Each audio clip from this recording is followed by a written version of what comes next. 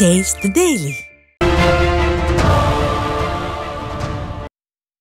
சேலம் மாவட்டம் மேட்டூரில் தொடர் திருட்டில் ஈடுபட்ட முதியவர் பிடிபட்டார். சமத்துவபுரம் பகுதியில் வினோத்குமார் என்பவரின் வீட்டில் இருந்து 10 சவரன் தங்க நகை, மடிக்கணினி மற்றும் கைபேசி திருடு போனது. மேலும் அதே பகுதியில் உள்ள பிள்ளையார் கோயில் உண்டியலை உடைத்து பணம் மற்றும் இருசக்கர வாகனமும் திருடு போனது. இந்த 2 திருட்டு சம்பவங்களில் ஈடுபட்ட ஐயன்துறை என்ற 64 முதியவர் பிடிபட்டார். ஸ்டாலினின் ஃபெயிலியர் மாடல் ஆட்சியில் கும்பகர்ண தூக்கத்தில் காவல்துறை இருப்பதால் கொள்ளை சம்பவங்கள் அதிகரித்து விட்டதாக பலரும் குற்றம் சாட்டுகின்றனர்.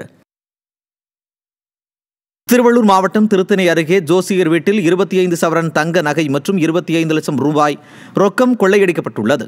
அம்மையார் குப்பத்தைச் சேர்ந்த ஏகாம்பரம் குடும்பத்துடன் திருப்பதிக்கு சென்றபோது அவரது வீட்டின் பூட்டை உடைத்து உள்ளே சென்ற கொள்ளையர்கள் கைவரிசை காட்டியுள்ளனர். கடந்த ஒரு வாரத்தில் அந்த கிராமத்தில் 4 வீடுகளில் திருட்டு சம்பவம் நடந்துள்ள நிலையில் ஸ்டாலினின் ஃபெயிலியர் மாடல் அரசின் காவல்துறை முறையாக ரோந்து பணி மேற்கொள்ளாததே காரணம் என குற்றம் சாட்டப்படுகிறது.